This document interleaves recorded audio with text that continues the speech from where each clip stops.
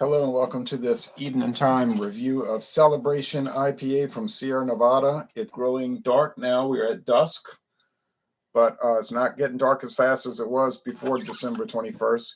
And it says a winter beer. Celebration IPA is introduced in the fall, but it's for the winter time. There's a cap. The snow. We did have a heavy snowfall in Louisiana in 2017, 4 years ago, but none since. It'll happen. That was when I did the infamous Goose Island, Bourbon County Stout review in the snow, and I wanted to have the snow in the background, and I went to pick up the bottle, and my hands were so dry, the bottle slipped out of my hand and hit the concrete and shattered. That 30-second little video is still posted. But here we are on the Anti-War channel. Ronnie S. says, hey, Ron. Hello to you, Ronnie S. So there's a thick head of foam, off-white head, and there's a deep, what color is that, orange appearance. With the light shining through it, it's really orange looking. And I know orange. All right. I know my colors.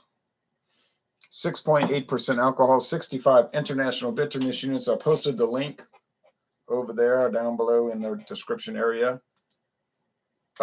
16 original gravity, 4 finishing gravity. Shows people playing in the hops. Well, we'll skip all that.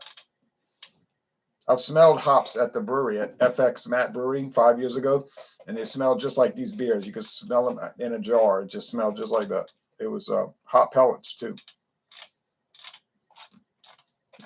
Let's see, ingredients. Caramelized malts and 2-row pale malts. So caramelized and 2-row pale hops. Cascade, Centennial, and Chinook. Cascade, Centennial, and Chinook. C hops, letter C. Ale yeast. Been on the market since 1981. This is the 40th anniversary of Sierra Nevada Celebration Fresh Hop IPA. Remember, they used to not call it India Pale Ale. I think I've had this beer before, but I'm not positive. I got it at Mathern's, $8.99 for the 6-pack. It's well worth buying, but it's pretty bitter. So if you don't like IPAs, maybe you better stay away. But they used to not sell it as an IPA. It was called Celebration Ale. Just ale, just like Anchor Liberty Ale, which they claim was the first IPA in American modern history, 1975. But they backed away from that on Liberty Ale. But why not? You never see Liberty Ale anyway. They even made a double Liberty, double strength. Not quite double, but super strength. That was great. Lasted very little time. So Celebration Ale, when the IPA thing got really big, IPAs got so popular, then all of a sudden it was Celebration IPA. They decided it was an India Pale Ale. I said, oh, I get it. Nice lacing. A lot of IPAs would be orange looking. Kind of defies the description of pale. Does that look pale to you? No. Most people would consider that a dark beer. I know I would. So what's pale about it? I don't know. Look, I'm not the arbiter of what makes an IPA. I was going to do people are asking me to do political videos, but I'm trying to catch up on my beer reviews. I'm so backlogged. I've got so many to watch. It's insanity. I think, but you know, it's not that important, but I would like to watch them. I'm not too into the bitter ales. Yeah. Well, in that case, yeah, you might want to avoid it. Because it's 65 IBUs. It's pretty bitter. I mean, it's no joke. And it's not like they dialed it back or anything for the modern market. I mean, it's just full bore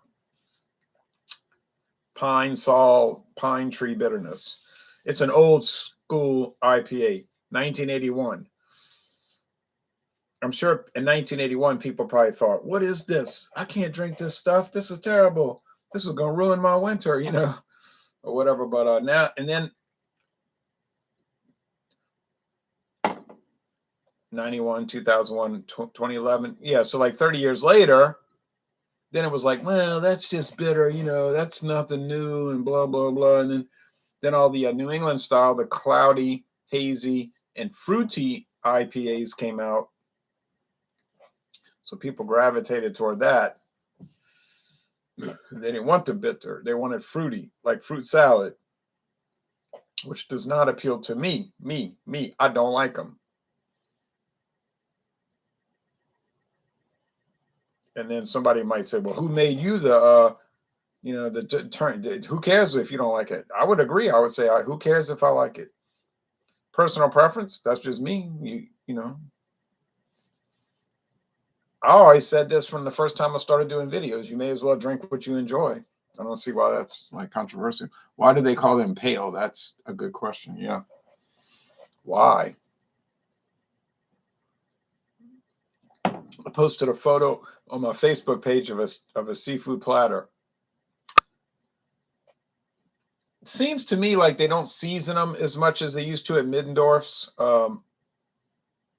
They're owned by a German guy now, but he's actually from Germany.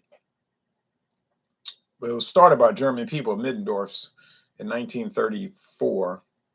A little sandwich shop on the side of the highway between New Orleans and Chicago, but very close to New Orleans, not too close to Chicago. But a lot of people from Illinois, they told me, yeah, there used to be a place called Middendorf's. When we would travel to New Orleans, we would stop off and eat there. I said, well, it's still there.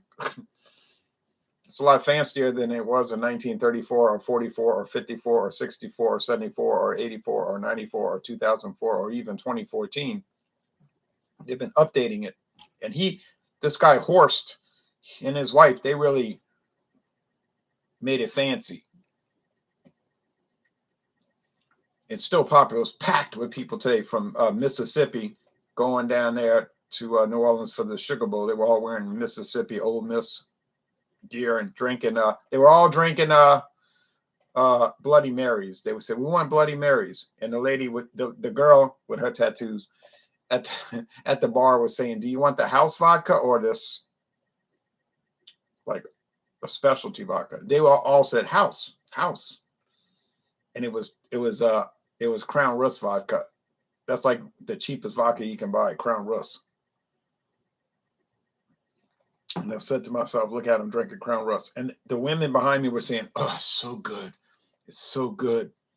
And I'm thinking, just goes to show you, you can buy the cheapest vodka. And if you make the cocktail correctly, people are not going to care. They're going to drink it. They're going to go to New Orleans and go to the French Quarter, because that's on the way to New Orleans. And they're going to pay exorbitant prices for cocktails made with the cheapest tequila, cheapest vodka, cheapest whiskey. And they're going to enjoy it. They may not remember it, but they're going to enjoy it. So all that vodka, all that liquor stuff is overplayed. So this beer, the body is kind of heavy. The finish is dry. On a sugar scale, it's probably 4 out of 5 sugar cubes. So you get a lot of sweetness, no joke. Bitterness scale, 5 out of 5 hop cones. At least 4.5 out of 5. So if bitter is your jam, this is going to work. If you don't like bitter stuff, then just forget it. Don't even buy it. Let me restate that. If you can find a single, buy it and try it. And you can always dump it out but I wouldn't buy a whole 6-pack if I don't like bitter. No way. No way, Josie. No way, Josie Wales. All right. So anyway, Middendorf's. Back to that. Seemed like it used to be more seasoned. It was good. It was totally not greasy. Some people don't know how to make a seafood platter with fried. It's greasy. This was not greasy. At all. It must have had the fire hot and the oil fresh. The coleslaw is different now. It's not granulated like it used to be, but it's still very good. The coleslaw was wonderful. The bread was very good, and the butter. The oysters were good. I usually can't stand fried oysters because they're too greasy, but these were perfect. The fried shrimp were wonderful. The thin fried catfish was on point. The stuffed crab, I don't know about that. It seemed like it was more like stuffed bread. I like saying, where's the crab meat? What is this stuffed bread? stuffed dough. I want crab. But you might say, oh, it's the pandemic. It's the supply chain. I don't care about all that. I didn't order stuffed bread, stuffed dough. But maybe they just it seemed like in the 1970s it would just be all crab meat. Now I was thinking, where's the crab meat? So I wasn't totally thrilled with it. And I thought it could have been seasoned more. Still, I give it a B plus, mid-endorsed, but it was $21.95 for that seafood platter. You know what I'm saying? But those people from Mississippi, they were scarfing it down like there was no tomorrow, eating all. They all know about mid-endorsed, so they're like, "Hey, let's stop!" And they were drinking those Bloody Marys, standing behind me, and the guy said, "The first of many, the first of many," and all the women and the other guy laughed. Ooh. So I got there early too, and that parking lot was packed.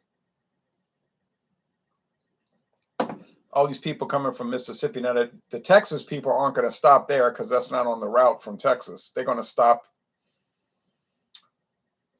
Oh, well, they probably stop at Henderson, Louisiana, at that famous seafood restaurant, or they might stop at Mike Anderson's east of Baton Rouge. All good, too. So they're going to be piling in there from Texas, ordering their Bloody Marys. So they'd be wild in the French Quarter this weekend. They were doing all these health protocols on the news. The governor saying, I'm not going to the game, like trying to discourage people from gathering. But they're not restricting anybody because there's too much money involved. So they're like, well, as long as you're fully badged and fully stooped and all of these levels, and you wear a kasam on your face, it should be fine. All these totalitarian people. But they're not going to stop it because it's too much money involved. Plus, they know people that catch this damn thing, they're not getting sick. They're saying, I tested positive. How do you feel? Oh, fine. What symptoms did you have? Well, none. Well, why'd you go take a test? I was worried. I didn't want to catch it. Well, what about you? I tested positive too. How do you feel? Normal. Why did you go get tested? I didn't want to die. Well, no one wants to die. Did you go get tested for a head cold? But, the United States is not really full of smart people. We're told that, we're exceptional. We're full of all these smart people. We're not.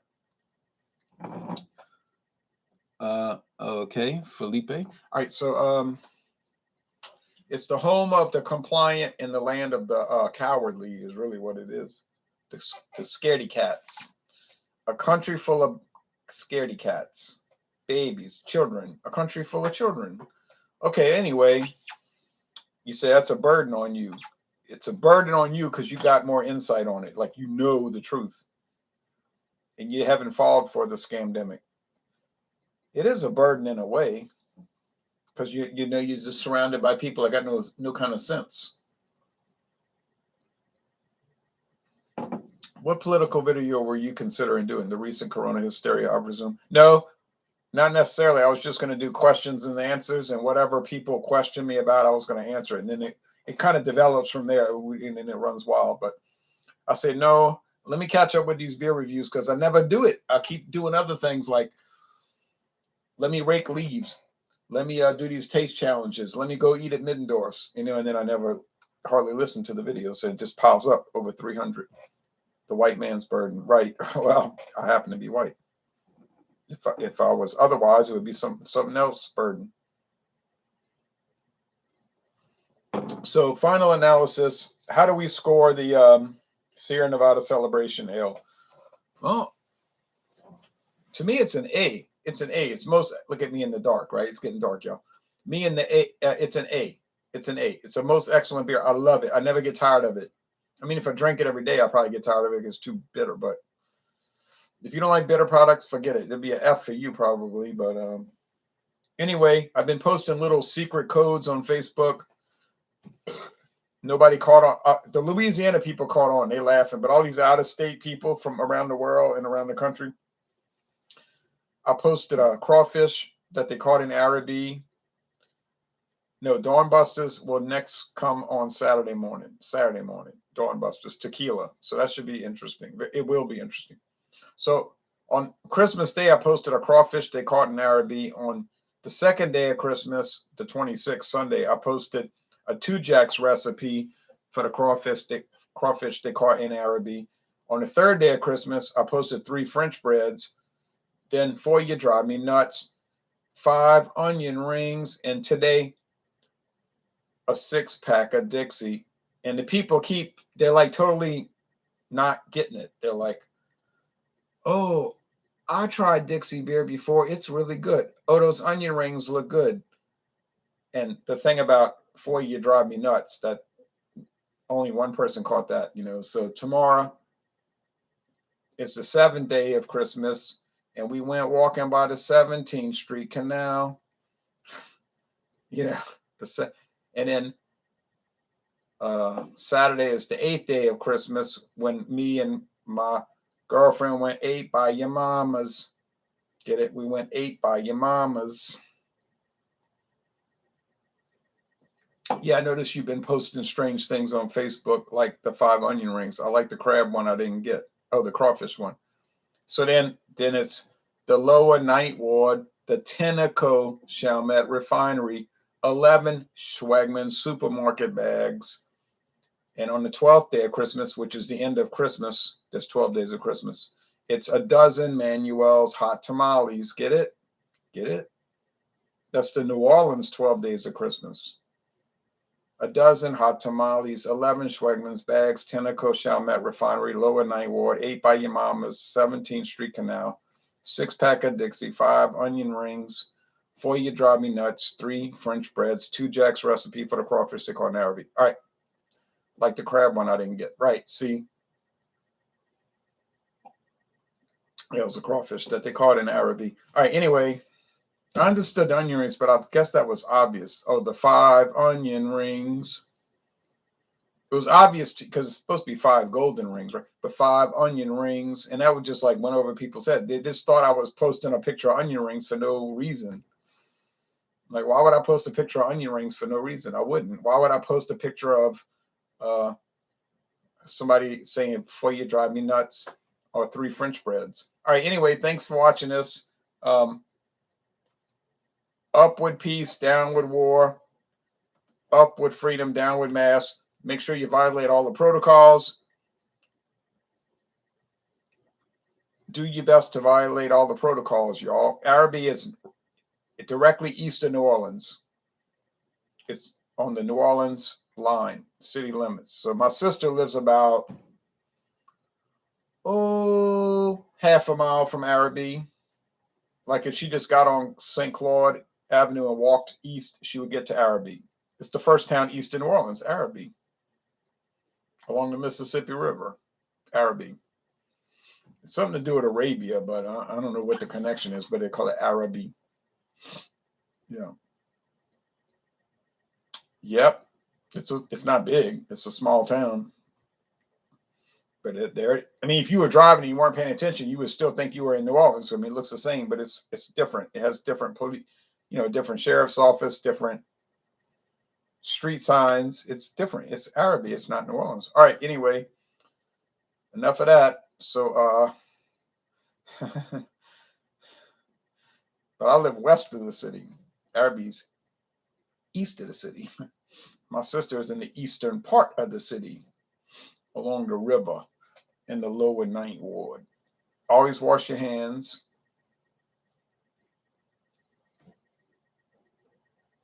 Yeah, that's number 9. On the 9th day of Christmas, me and my friends drove down Delary Street in the Lower Ninth Ward. All right, thanks everybody. Go and listen to all that rock and roll club music that people posted. Always listen.